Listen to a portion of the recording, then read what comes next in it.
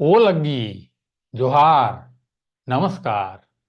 हमारे देश को आज़ादी के मुकाम तक पहुंचाने के लिए बहुत सारे लोगों ने लंबी लड़ाई लड़ी है, कुर्बानियां दी है।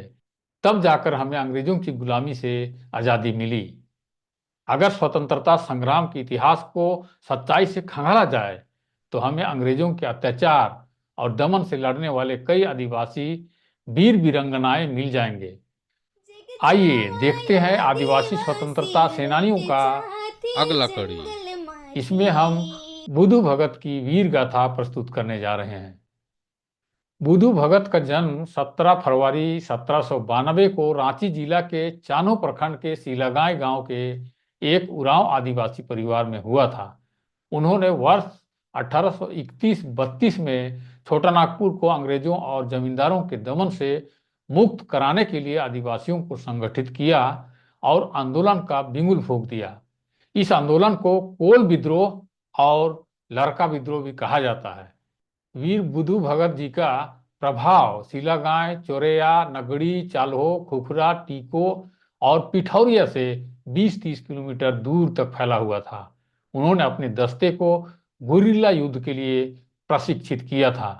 13 फरवरी 1832 को अंग्रेजों और आदिवासियों के बीच युद्ध छिड़ गया। इस युद्ध में बहुत सारे आदिवासी शहीद हो गए थे। बुधु भगत के दोनों बेटे टीको मैदान की लड़ाई में पहले ही मारे जा चुके थे। अंग्रेजों के धुआंधार गोलियों के आगे आदिवासियों का पारंपरिक तीर धनुष टिक नहीं सका।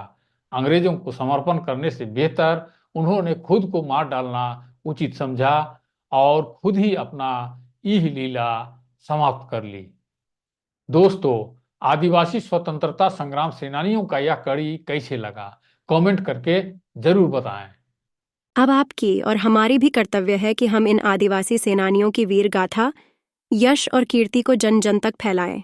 ओ लग्गी, जोहार, जोहार, नमस्कार। नमस्कार। जग जाया आदिवासी लुट जाते जंगल माटी।